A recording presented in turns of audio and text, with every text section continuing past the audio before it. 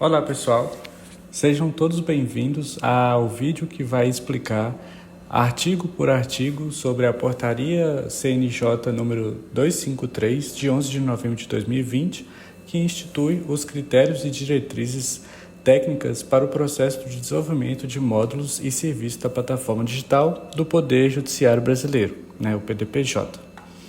Bom, eu vou contextualizar aqui, é o seguinte, deixa eu só ativar aqui, laser, isso.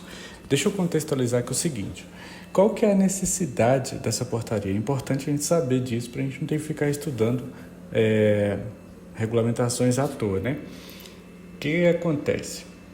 Considerando que o desenvolvimento de soluções de TI, de softwares para o judiciário brasileiro, ele é feito de maneira distribuída, Brasil afora, Cada órgão pode construir as soluções que podem ser utilizadas nacionalmente, então faz necessária a instituição de padrões, de critérios para que os sistemas eles não sejam feitos com tecnologias muito diferentes, com arquiteturas muito diferentes, stacks muito diferentes e padrões mesmo, formas de construir o sistema,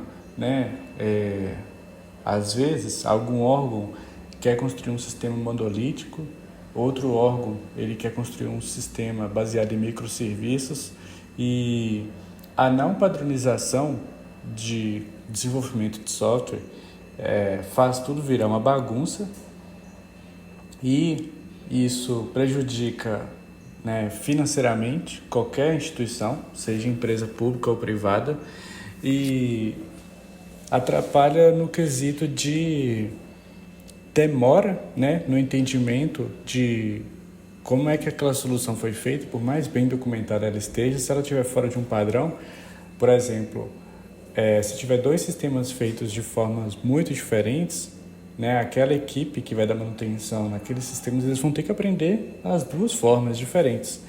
Mas se tudo, ou pelo menos a maioria dos sistemas, eles forem desenvolvidos seguindo ali uma diretriz, um padrão, uma convenção, o tempo de manutenção é menor, a curva de aprendizagem é menor e financeiramente, economicamente, vale muito mais a pena, porque o custo para ser desenvolvido, para dar manutenção em algum sistema, vai ser menor.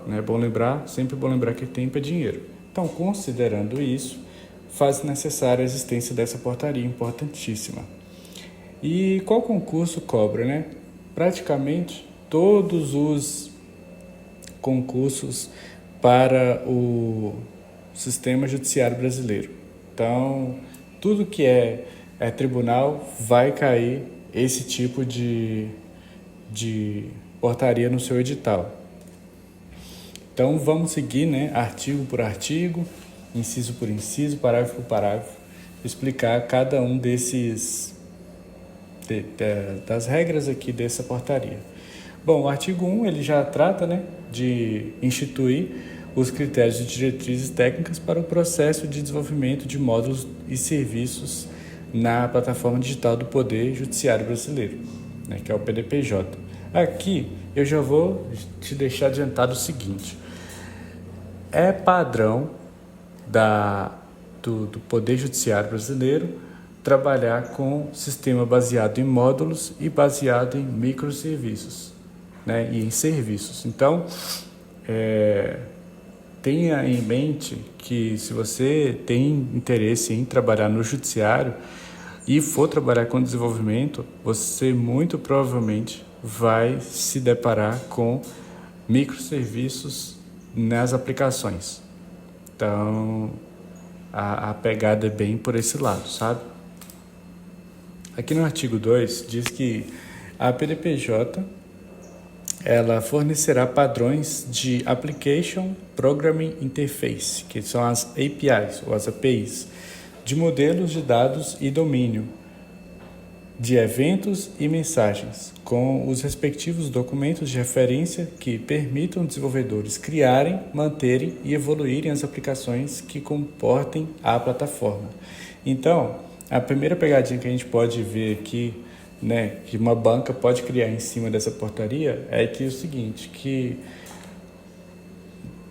a PDPJ ela não fornecerá os padrões, né, de APIs aqui para os outros órgãos estarem trabalhando, né? É sempre relevante você entender que a banca ela pode contrariar uma sentença, né, uma assertiva, que nesse caso aqui ela poderia falar assim, ó, não, a PDPJ ela não é obrigada a fornecer padrões, ao contrário, o correto é que a plataforma digital do Poder Judiciário ela fornecerá alguns padrões ali de APIs.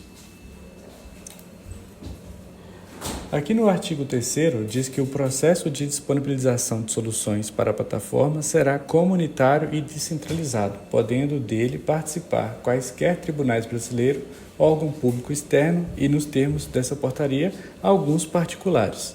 Então, o que quer dizer esse artigo? É importante você ter ciência que o judiciário brasileiro ele desenvolve as aplicações, né, os serviços, de maneira comunitária e descentralizada, no Brasil inteiro. Então, vai acontecer de um tribunal lá do Rio Grande do Sul, sei lá, o TRF do Rio Grande do Sul, está trabalhando em uma aplicação que está sendo feita juntamente com um tribunal lá do Nordeste, ou um de Minas com o de Roraima e por aí vai.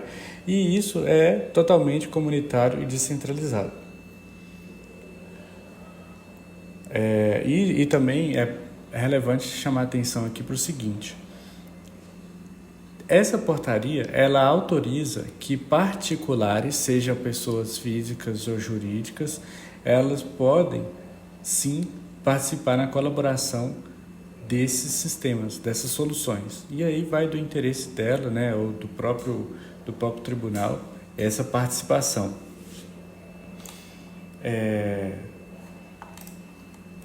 Só que tem algumas ressalvas, né? Aqui no parágrafo 1 diz que os tribunais e os órgãos externos, bem como os particulares admitidos a colaborar com a plataforma, indicarão livremente os desenvolvedores e analistas que participarão dos projetos, os quais terão acesso às ferramentas centralizadas de controle de demanda e versionamento de código e arquivos do CNJ. Então, a banca tem que tomar cuidado, porque a banca ela pode tentar te confundir no seguinte: o desenvolvimento é descentralizado, mas as ferramentas elas são centralizadas, né? Ferramentas de controle aqui, elas são centralizadas. Então, ele pode trocar a palavra ali, não, o desenvolvimento é centralizado, mas as ferramentas são descentralizadas. Nem faz tanto sentido, mas na hora ali do calor do momento da prova, trocar as palavras, né, faz toda a diferença para a gente. Os profissionais serão identificados por órgão e área de atuação negocial ou técnica, devendo adotar mecanismos de reputação, tendo em vista a efetiva participação, quantidade e qualidade das contribuições dos participantes, a fim de criar incentivos positivos da participação comunitária. Isso aqui é bacana, né? Porque a pessoa, ela participa ali e, na verdade, isso aqui é bem para incentivar mesmo, sabe? É mais psicológico, da minha visão, claro, né? Mas eu penso da seguinte forma: o cara está lá desenvolvendo, né? E ele não sabe se ele está desenvolvendo muito, se ele está contribuindo muito ou contribuindo pouco com a comunidade. Quando tem esse mecanismo aqui de participação, né, de pontuação, de reputação, isso ajuda a mostrar que aquele público ali, aquela comunidade específica ali de um sistema específico vai tá engajado, está trabalhando, está desenvolvendo, está construindo, e isso faz diferença na cabeça de quem está trabalhando, né? Eu já me envolvi com desenvolvimento de software e eu sei que é relevante a pessoa saber se ela está trabalhando muito, se ela está trabalhando pouco, se tem gente gostando, se tem gente que não está gostando, e por aí vai. E esses profissionais, eles são identificados da área negocial ou técnica, não tem outra. Ou ele é da área técnica ou ele é da área de negócio. O CNJ disponibilizará em sítio próprio, Marketplace, a lista de projetos em andamentos concluídos e pendentes a serem integrados na PDPJ. Isso é bacana porque dá para a gente ter uma noção ali do que está sendo construído, e isso é público, inclusive. Você não precisa ser servidor público para saber quais são os projetos que estão em andamento. E aí, para ilustrar, eu fui lá no Marketplace da PDPJ e entrei aqui para ver o que está sendo desenvolvido, o que já funciona, e encontrei esses sistemas. Então, vocês vejam que são de assuntos diferentes, domínios diferentes, e existem equipes, uma ou mais equipes ali, trabalhando em cima de cada projeto desse. Para consultar, você pode ver aqui no marketplace.pdpj.jus.br. Isso aqui não cai em prova, tá, gente? Pode ficar tranquilo, esse site aqui você não precisa decorar, não. Mas eu trouxe aqui para vocês para ilustrar, né, para facilitar o entendimento. Então, quando eu entro nesse site, eu consigo, depois de fazer login, eu consigo ver quais são os projetos que estão em andamento e que já estão em funcionamento pleno dentro dos tribunais. Aí no parágrafo 1º diz que o tribunal que desejar colaborar com o desenvolvimento de algum dos serviços e soluções ou disponibilizar serviço ou solução por ele já desenvolvida, poderá formalizar seu interesse por e-mail dirigido ao endereço eletrônico, devendo ser realizada na sequência reunião inaugural, que é o kick-off, para alinhamento de expectativas. Isso aqui é importante entender para não cair em pegadinha na hora da prova. O que acontece? A banca, ela pode simplesmente falar que não é possível que as pessoas que têm interesse em desenvolver por conta própria possam ali formalizar por e-mail e entrar no jogo, né? Entrar na lista das pessoas ali que colaboram com o desenvolvimento das soluções do judiciário. Mas é falso isso, né? Porque é permitido. Esse parágrafo aqui justamente diz isso, ó. O tribunal que deseja... na verdade, desculpa. Aqui está falando que é o tribunal, não é uma pessoa particular, não. Então, assim, existe um tribunal que está querendo desenvolver uma solução. E aí, ele precisa formalizar esse interesse por e-mail e, na sequência, será combinada, né? Agendada, uma reunião inaugural para alinhamento das expectativas, e aí vai conversar com o interessado ali para saber o que será feito, o que no final do desenvolvimento, quais são as expectativas de retorno, né, de ganho com aquela aplicação, com aquela solução. E então é isso, né? Formaliza por e-mail o interesse e na sequência a agenda. Pode a banca, na maldade, dizer que vai formalizar por e-mail e, pelo fato de já estar formalizado por e-mail, fica dispensada a reunião inaugural. É mentira, é falso isso.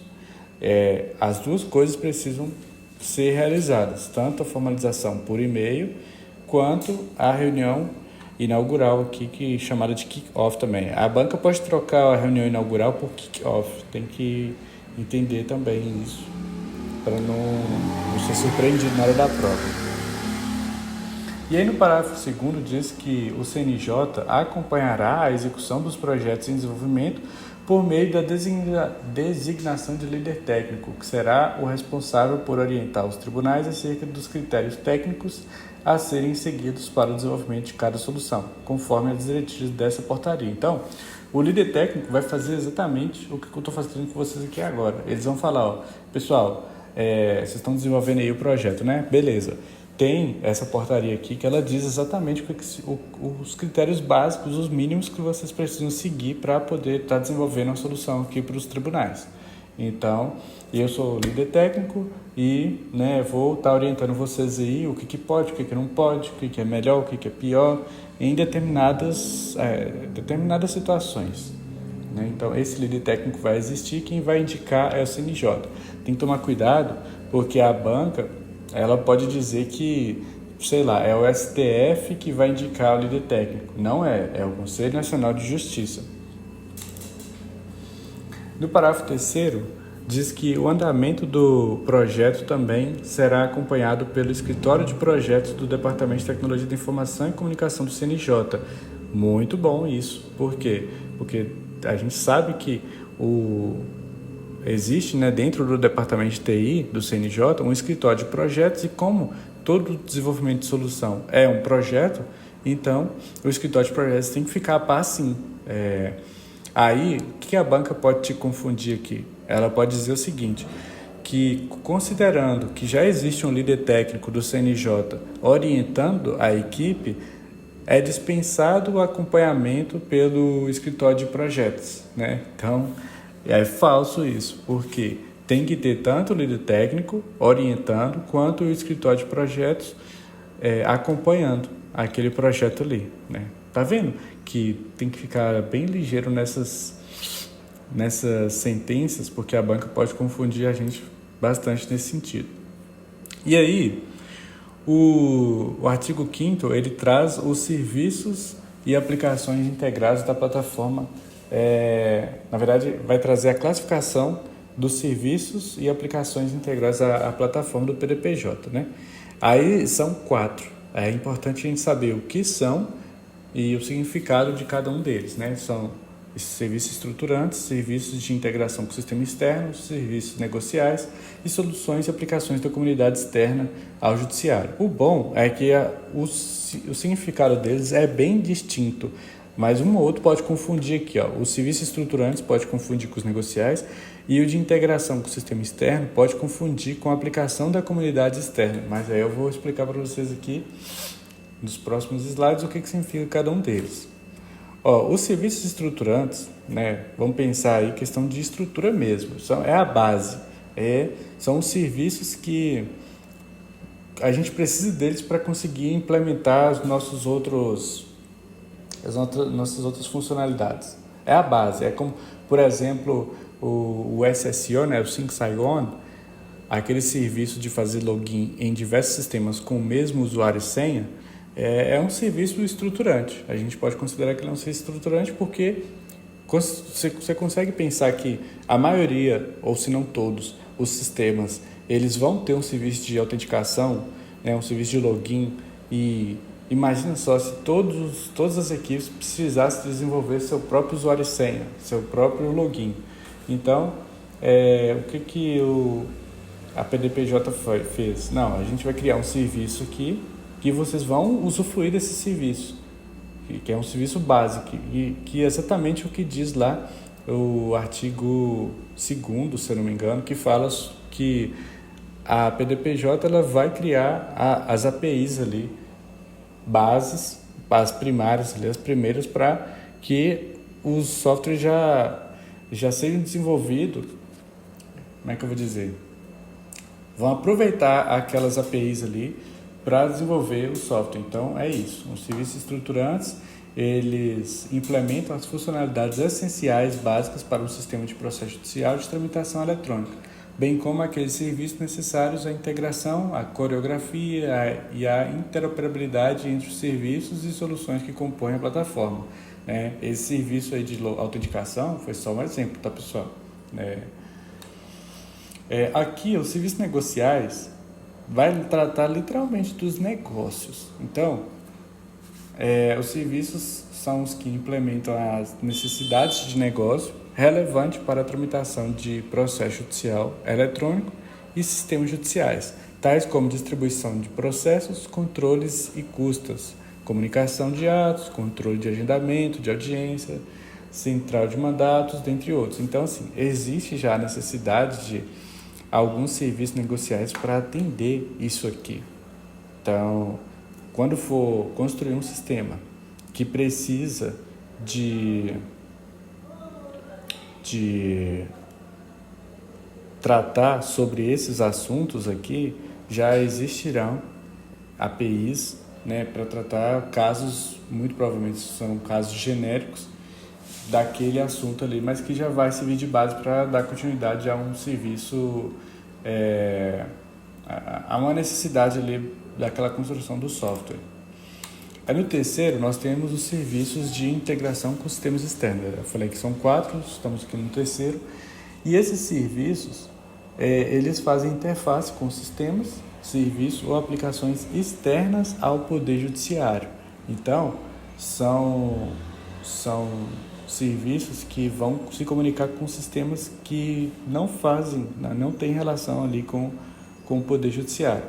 Como o sistema de penhora online, fornecido em parceria ao Banco Central, que é o Sisbajud, e o sistema de envio eletrônico de correspondência pelos Correios, que chama e-Carta, e outros sistemas de especial interesse aí da prestação de serviço do jurisdicional. Diferente das soluções e aplicações da comunidade externa ao judiciário. Aqui nós temos serviços desenvolvidos por entes externos ao judiciário, voltados a atender às suas necessidades, adotando padrões de APIs que se integram à PDPJ-BR mediante chancela do Poder Judiciário. Você consegue entender que esses aqui, eles são são serviços que foram desenvolvidos lá fora, não foram desenvolvidos pelo judiciário, mas tem a necessidade aqui, igual o e-Carta, ele é envolvido, o Sisbajud, ele faz a comunicação ali com o Banco Central, e esses aqui, eles são desenvolvidos pela comunidade externa. Então, esses aqui, eles são desenvolvidos pelo time ali do judiciário, mas para comunicar com sistemas externos. E esse aqui, eles são desenvolvidos por entes externos, fora do judiciário. No artigo 6º diz que a plataforma digital do Poder Judiciário, ela seguirá o modelo arquitetural de microserviços. Lembra que eu falei? Dentro dos tribunais, microserviço é o que reina. Não é padrão as aplicações monolíticas, muito pelo contrário, são a exceção, e quanto menos, melhor. O padrão aqui é o modelo arquitetural de microserviços, mas isso é preferencial, tá, gente? Vai ter casos. Deixa eu terminar de ler aqui. A PDPJ seguirá o modelo arquitetural de microserviços, preferencialmente modelados utilizando a metodologia DDD, que é o Domain Driven Design. Então é isso. O padrão são os microserviços, monolítico não é padrão, é exceção, e de preferência, quando couber e sempre que possível, o modelo de arquitetura será utilizando a metodologia Domain Driven Design. Essa palavrinha é importante aqui. No parágrafo único, diz que a interação entre os microserviços da plataforma adotará o modelo de coreografia, em que cada microserviço deve possuir a inteligência sobre o próprio domínio, com alto nível de desacoplamento, interagindo com os demais microserviços por meio de serviços centralizados de mensageria, que é exatamente o que diz o DDD, Cada microserviço ele vai ter domínio ali sobre a inteligência daquele serviço. O módulo ou microserviço que se assemelhar a uma ou mais funcionalidades presentes nos sistemas processuais deverá observar a necessidade de decomposição da aplicação monolítica existente. Foi o que eu falei. Então, se existe um módulo ali que se parece muito com outras funcionalidades presentes em sistemas processuais, tem que ver a necessidade, para saber se aquilo ali vai continuar como microserviço, se vai ser uma aplicação monolítica, se vai pegar o monolítico e vai se adaptar para comunicar com os microserviços, com as APIs dos serviços. Então, essa análise ela tem que ser feita. O trabalho de decomposição começará pela identificação do domínio a ser extraído, utilizando-se estratégias baseadas em DDD. Identificado o domínio, será iniciada a modelagem por meio de histórias construídas em conjuntos por desenvolvedores e especialistas do domínio, que é o Domain Experts. A banca, ela pode te confundir no seguinte: tá vendo que existe um roteiro aqui, O trabalho de decomposição começará pela identificação do domínio a ser extraído e depois, identificado o domínio, será iniciada a modelagem. A banca ela pode trocar, ela pode dizer assim, ó, primeiro tem que modelar, né, o projeto por meio de histórias construídas e depois a gente vai decompor essas histórias e identificar o domínio. Então, ela pode te confundir nesse sentido, mas é o contrário. Primeiro tem que ser feita a identificação do domínio e depois são feitas as modelagens a partir das histórias construídas. Finalizada a modelagem, tem um próximo passo aqui, ó. Finalizada a modelagem de domínio, deverá ser iniciada a modelagem de API, que será implementada ainda dentro da aplicação monolítica, mas com vistas à implementação do microserviço a ser desenvolvido. A criação da API servirá para delinear a construção do microserviço fora da aplicação monolítica. Existe uma aplicação ali monolítica, serão construídos os serviços e as APIs, e essa aplicação monolítica, a princípio, ela consumirá essas APIs. Então, são 3 passos aqui. Eu vou voltar aqui, ó. Identificar o domínio a ser extraído, utilizando as estratégias baseadas em DDD. Depois de identificar o domínio, será iniciada a modelagem por meio das histórias construídas, e aí serão dois personagens, né? Os desenvolvedores e os especialistas do domínio, que são os Domain Experts, e depois vai ser feita a modelagem das APIs, para aí então as aplicações monolíticas consumirem essas APIs. A aplicação monolítica precisará ser adaptada para a utilização da nova API, ao invés de mecanismo nativo, como por exemplo JCF, RageFaces, componentes SIEMs, etc. Ou seja, esses mecanismos nativos eles serão substituídos pelas APIs dentro das aplicações monolíticas, né? Isso é um passo aí de transformação de um sistema monolítico para um sistema baseado em microserviços.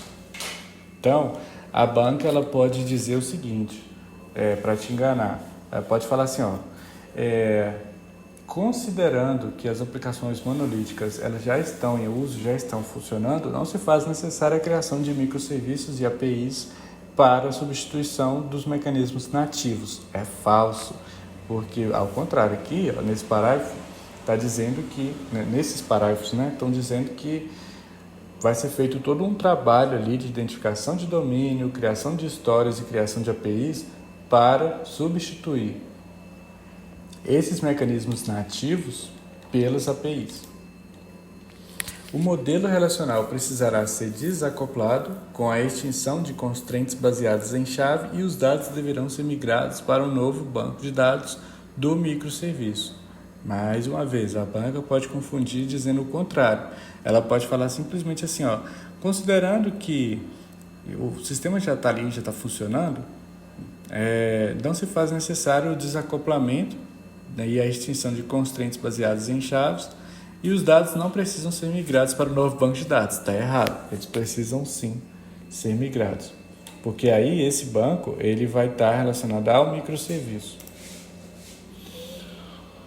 O CNJ proverá uma série de microserviços denominados módulos estruturantes que já disporão de diversas APIs comuns com o relacionamento com o processo judicial, com vistas a não ser necessária a incorporação de diversas APIs nos sistemas monolíticos legados. Então, é aquilo que eu falei. O próprio CNJ ele vai construir APIs ali de módulos estruturantes para facilitar a vida do desenvolvimento e não ter que ficar fazendo retrabalho o tempo todo. O registro dos microserviços na PDPJ ocorrerão no Service Discovery do CNJ, no qual um Service Discovery cataloga os serviços que compõem a plataforma, registrando o nome da instância, o serviço no qual ela responde e seu endereço de rede.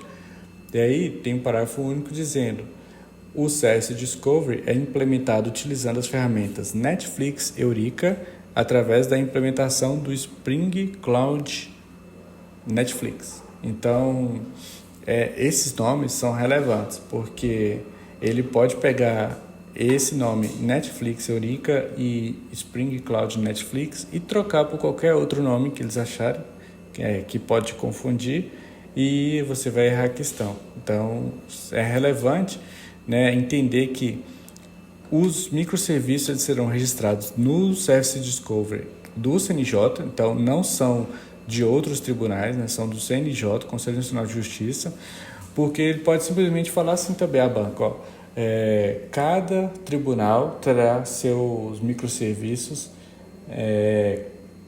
registrados nos seus próprios Service Discovery.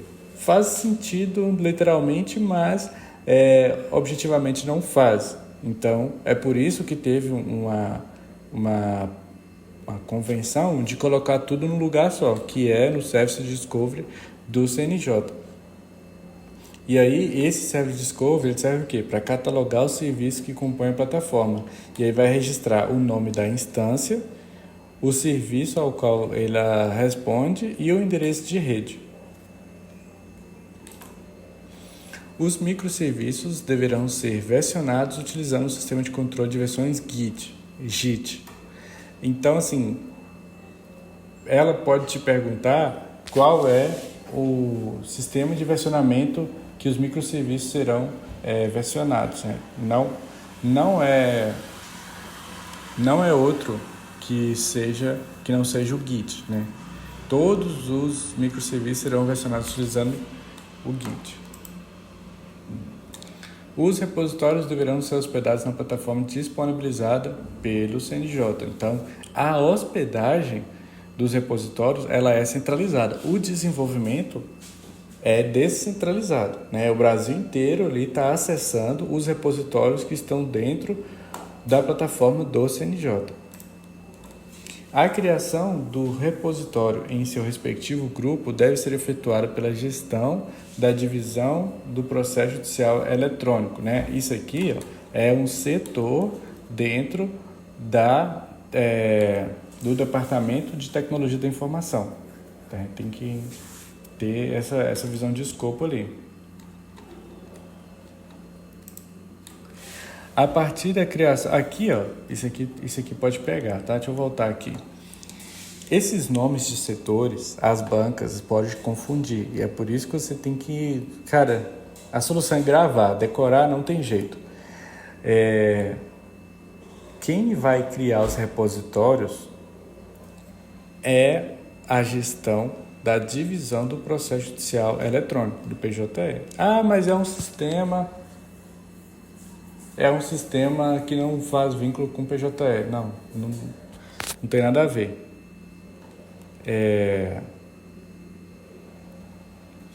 Não tem nada a ver. Vai cadastrar do mesmo jeito essa divisão aqui. Quem vai cadastrar é a gestão da divisão do processo judicial eletrônico nacional. A partir da criação do repositório, serão atribuídas as permissões de acesso e controle aos líderes técnicos de cada projeto. Então, depois que o repositório foi criado, vai fazer aquele controle ali de quem pode acessar o quê, né? E o cadastro também do líder técnico daquele repositório, daquele projeto. Aí a banca pode colocar assim, não se faz necessária o cadastro de líderes técnicos, da vinculação de líderes técnicos dentro dos repositórios depois da criação do repositório. Né? Não faz sentido isso, mas no cansaço ali da prova, a banca pode colocar alguma coisa que você vai achar, não, ela escreveu tão bem escrito que isso aqui deve estar certo, mas na verdade não vai estar. Então, depois da criação do repositório, serão atribuídas as permissões, né, quem pode acessar o quê, e também o cadastro e o controle dos líderes técnicos de cada projeto. No artigo 10 diz que deverá ser adotado preferencialmente, toma cuidado com essa palavra, a linguagem de programação Java. Então, é obrigatório Java? Não, é preferencial, na tentativa de adotar um padrão ali, né? Na tentativa de a maioria dos sistemas eles serem desenvolvidos utilizando o Java. E não é só o Java qualquer, é utilizando o framework Spring com Spring Boot, né? Utilizando como referência o projeto Sample Service disponível no endereço eletrônico como template. Então, eu posso fazer em PHP? Pode, mas é obrigatório fazer em Java? Não. É obrigatório fazer em PHP? Não. É obrigatório, é preferencial a utilização da linguagem Java e não é um framework qualquer, é um framework Spring com Spring Boot, né? Tem que ter essa noção aí. Na utilização de outra linguagem de programação ou framework de desenvolvimento, a solução deverá atender todos os padrões desenvolvidos descritos. Então, foi o que eu acabei de falar. Eu posso fazer em Python? Pode. Convém? Não. Mas, se for o caso necessário, às vezes tem uma linguagem ali que tem uma tecnologia específica, apesar que Java abrange praticamente tudo, mas pode ter uma linguagem que tem ali uma necessidade específica, ou já tem alguma coisa pronta ali naquela linguagem, e aí vamos supor que a pessoa vai querer usar Python para escrever aquela aplicação. Pode? Pode, mas ela vai ter que atender todos os padrões de desenvolvimento descritos nessa portaria. O acesso aos microserviços deverá ser protegido com mecanismos de autenticação e autorização baseados em OAuth 2, a ser provido pelo serviço Sync Sign-On da PDPJ, permitindo a interligação às diversas bases de usuários de diferentes sistemas de processo eletrônico e utilizando o conceito de federação de bases pela implementação de provedores de acesso customizados. É grande, é cansativo, mas tem que entender que os microserviços, eles são ali protegidos com mecanismos de autenticação OAuth 2. Aqui não é 1, aqui não é 3, é 2. A banca pode colocar o 3 aqui só para sacanear. Existe aqui um novo mecanismo de autorização OAuth 3? Eu nunca ouvi falar, mas se a banca colocou, pode ser que ela está certa. Não, não está. É o OAuth 2, até que essa portaria sofra alguma autorização, alguma modificação, é o OAuth 2. Todos os provedores implementados com o propósito de integração da PDPJ ao PJE estão versionados no Git por meio do projeto PJE-KC. Então, tudo é versionado em Git e o projeto aqui você vai ter que decorar esse nome, é PJE-KC. Os demais sistemas processuais deverão desenvolver seus próprios provedores de acesso para integração ao Serviço Unificado de Autenticação. A banca aqui, mais uma vez, ela pode contrariar dizendo que os demais sistemas elas não precisam desenvolver seus próprios provedores de acesso porque já vai utilizar o da PDPJ, por exemplo, ou qualquer outra coisa. Os microserviços desenvolvidos na plataforma digital do Poder Judiciário precisarão ser coesos e guardar a característica stateless, disponibilizando maior escalabilidade em ambiente voltado a containers como Kubernetes. No parágrafo único diz que a escalabilidade deverá ter elasticidade padrão horizontal, permitindo que réplicas do mesmo serviço possam ser instanciadas ou desmobilizadas de forma a atender mais adequadamente a demanda do serviço. Ou seja, a largura, a elasticidade, ela é horizontal, nunca na vertical. Por quê? Porque aí eu posso colocar vários serviços ali trabalhando na horizontal, serviços iguais, mas trabalhando com a elasticidade, para dar de fato a elasticidade aqui na horizontal. Então, essa palavrinha aqui, ela pode ser contrariada com a palavra vertical, né? Então não é.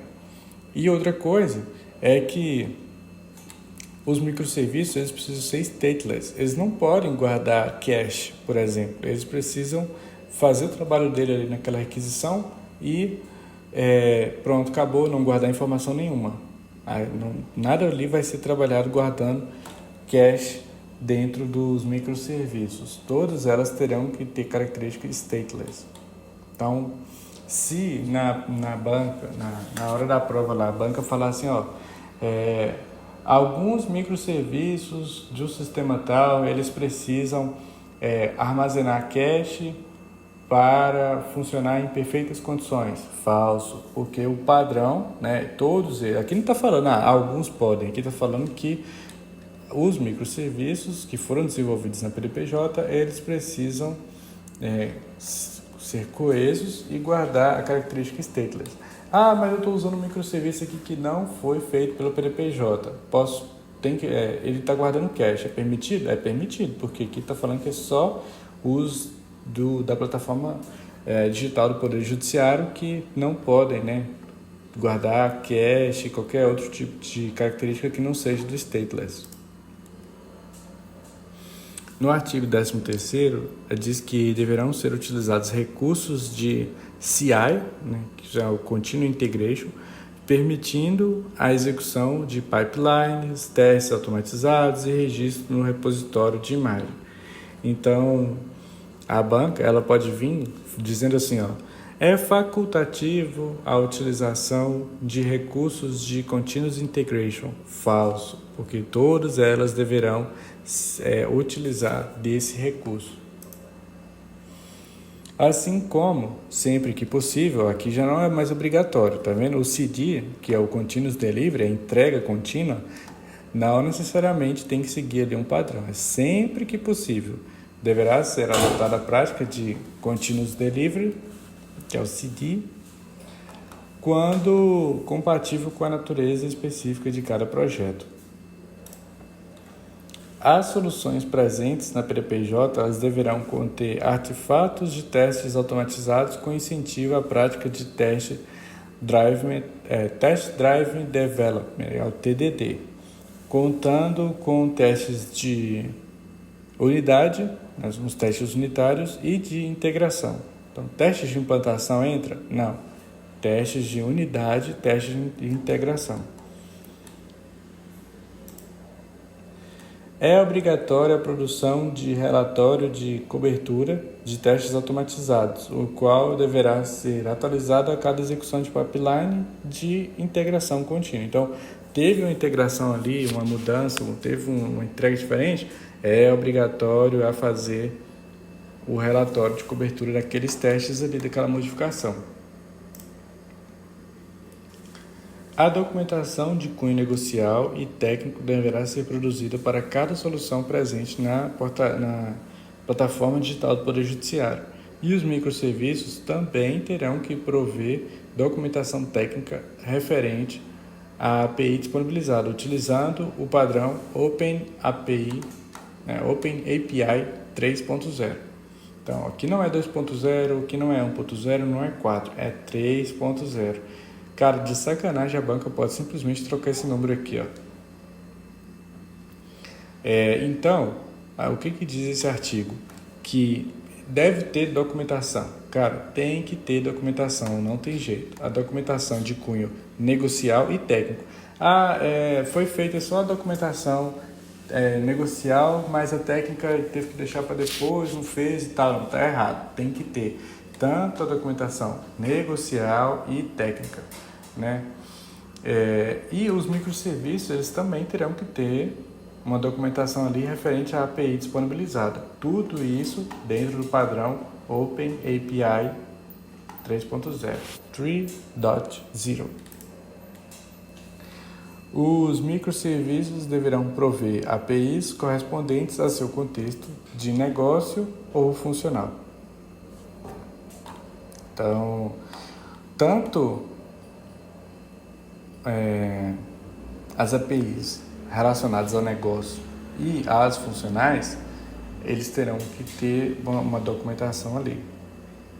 Eles vão ter que ter APIs. As APIs deverão ser providas por meio de tecnologia REST e obedecer os padrões definidos na plataforma de documentação do CNJ. Aqui, pessoal, o que pega aqui é o nome da tecnologia, tá? Não é SOAP, não é XML, não é nenhuma outra tecnologia de comunicação. É o REST, comunicação não,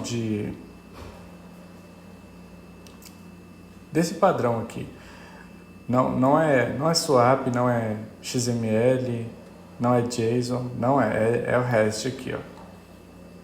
E a banca ela pode contrariar aqui falando que não necessariamente precisa ser por REST, pode ser por outra. Não, tá errado. Porque aqui diz que as APIs elas deverão ser providas por meio de tecnologia REST. Para quê? Para obedecer os padrões definidos, né? E obedecer os padrões definidos na plataforma. A definição do design da interface das APIs observará as melhores técnicas e buscando atender o maior número de situações e contextos em que os microserviços podem ser utilizados. Deve constituir entrega própria e prioritária. As soluções baseadas em microserviços deverão empregar o mecanismo de messaging brokering, por meio da qual trafegam as mensagens com os eventos propagados pelos microserviços, provocando comportamentos e ações de acordo com o contexto de cada serviço, bem como propiciando a declaração de filas para o recebimento de mensagens relevantes por outro serviço. Então, assim, as soluções elas precisam ter um mecanismo aqui de message broker, não é qualquer outro, é message broker. No parágrafo único, diz que o formato de comunicação entre os microserviços por meio de mensageria dar-se-á conforme a documentação provida pela plataforma. Então, cada tribunal pode, criar seu formato de comunicação entre os microserviços? Não, tem um padrão aqui que vai ser adotado pela plataforma de documentação do CNJ. Então, na hora de construir um sistema, um software, um serviço, é necessário consultar a plataforma aqui de documentações do CNJ para saber, tem essas aqui que eles estão me disponibilizando. Qual que eu vou utilizar? Eu só posso utilizar essas que eles estão descrevendo aqui na plataforma.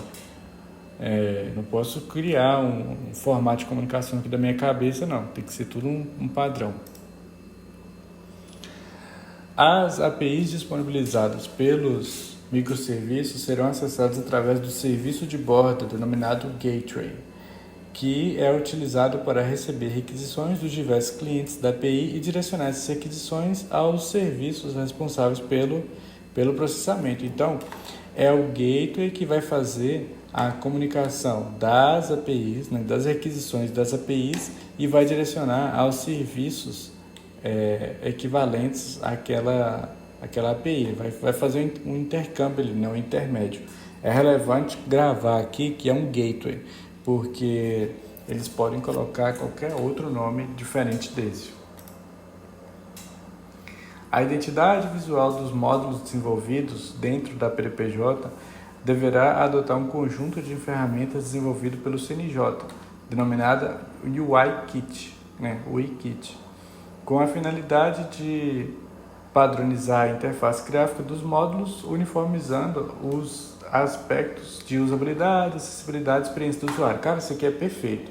Isso aqui é perfeito porque o próprio CNJ criou um conjunto ali, um padrão de interface gráfica, chama UI-Kit, é relevante saber esse nome aqui.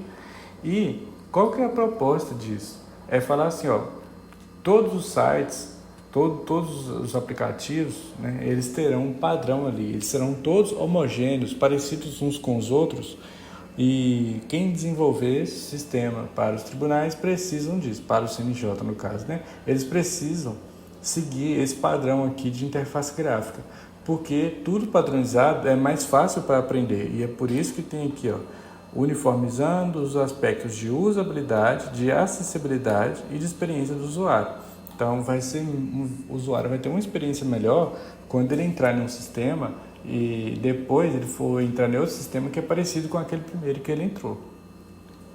Assim como manter padrões de acessibilidade, seja para deficiência visual, auditiva ou motora, ele vai... como é que eu vou dizer? Os desenvolvedores eles terão menos trabalho, eu posso dizer, na hora de implementar esses critérios aí de acessibilidade, porque já vai estar pronto dentro desse UI Kit aqui. As soluções da plataforma podem utilizar recursos computacionais próprios em ambientes exclusivos ou desenvolvimento mantido diretamente pelos órgãos e instituições aderentes ou contratados em serviço de nuvem computacional. Então, assim, as soluções, elas vão utilizar ali recursos computacionais próprios. Elas podem, na verdade, né? Mas também elas podem contratar serviço computacional de nuvem. Só que aí tem umas ressalvas. No caso de utilização de nuvem computacional de terceiros, deve-se observar os princípios e diretrizes relacionados à segurança da informação para o tratamento de informações em ambientes de computação em nuvem, disposto em uma portaria aqui da SGI, que já existe. Então, você pode construir sua solução tanto no ambiente próprio quanto numa nuvem, que não é sua, né? Seja Amazon, Google, Microsoft, você pode construir lá fora.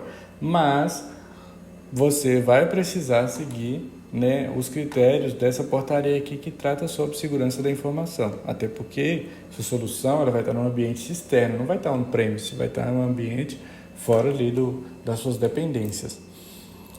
E um outro caso aqui é que a nuvem de serviço utilizará a infraestrutura baseada em containerização de código aberto, que permitirá a criação e uso de containers, bem como a orquestração desses containers sendo gerenciada por um sistema também de código aberto. Então, a banca aqui ela pode confundir o seguinte, ela pode falar assim, em caso de utilização de nuvem para manter, né, para desenvolver essas aplicações, essas soluções e serviços, é obrigatória a utilização de sistema proprietário para containerização. Tá falso, tá errado. Por quê? Se utilizar nuvem, tem que utilizar código aberto, tanto para containerizar e quanto para orquestrar esses containers. As soluções que utilizam inteligência artificial deverão estar de acordo com o disposto nos termos de uma resolução aqui do CNJ, né? A 332 de 2020, que disciplina a ética, a transparência e a governança na produção do uso de inteligência artificial e da outras providências. Então, loucamente, a banca ela pode falar assim, considerando que a inteligência artificial é uma tecnologia de ponta e todo mundo está utilizando, não se faz necessário seguir nenhuma resolução que trata sobre a ética, a transparência e a governança. Sei lá, né? A banca pode escrever o que ela quiser. E aí, é falso isso que eu acabei de falar, né? Ela, se utilizar de inteligência artificial, ela deve se atentar e seguir aqui o que diz essa resolução 332 de 2020 do CNJ, né, que vai tratar sobre a ética, a transparência e a governança na produção e uso de inteligência artificial. Cada tribunal ou ente participante do ecossistema da justiça para o desenvolvimento de módulos ou usufruto dos serviços disponibilizados pela plataforma deverá assinar o termo de cooperação técnica conforme o modelo estabelecido pela gerência executiva da PDPJ. Então, se vai consumir, né, usufruir dos serviços, ou se vai manter e criar os serviços, é necessário, não é opcional, é necessário assinar um termo de cooperação técnica. E aí a banca pode falar assim, em caso de... Considerando que os tribunais estão desenvolvendo soluções e microserviços para outros tribunais, o Tribunal X, então não se faz necessária a assinatura do termo de cooperação. Ou então, apenas os entes externos ao tribunal são obrigados a assinar o termo de cooperação técnica. Falso também, porque aqui é todo mundo. Cara, se está consumindo, né, se está usufruindo do serviço ou se está desenvolvendo, tem que assinar o termo de cooperação técnica, sim. E aqui tem outra pegadinha também. Esse modelo é estabelecido pela gerência executiva da PDPJ. Não é pelo líder técnico, não é pelo departamento de tecnologia, pela divisão do PJE, não é isso. É pela gerência executiva da plataforma digital do Poder Judiciário brasileiro. E, por fim, cumprirá ao Departamento de Tecnologia da Informação, a DTIC, cumprirá ao Departamento de Tecnologia da Informação e Comunicação do CNJ a responsabilidade de prover a manutenção e detalhamento das diretrizes técnicas em portal próprio, de modo a atender plenamente o disposto nessa portaria. Ou seja, quem é que vai editar essa portaria que a gente acabou de trabalhar aqui em cima dela é o Departamento de Tecnologia da Informação do CNJ. Não é gerência executiva, não é líder técnico, não é STF, não é ninguém. É o Departamento de Tecnologia da Informação e Comunicação que vai prover a manutenção, né, dessas diretrizes técnicas. E ela tem que publicar em portal próprio. E aí, com isso, pessoal, eu agradeço aí quem ficou até agora e, né, eu peço a gentileza aí de se inscrever no canal se você não é inscrito. Pode ficar à vontade para curtir esse vídeo, que eu adoro quando fazem isso. E para fixar o seu conhecimento, eu recomendo fortemente que você faça os exercícios, né, tanto nos aplicativos quanto aqui no vídeo que eu estou disponibilizando na sequência. Valeu, pessoal. Bons estudos para vocês.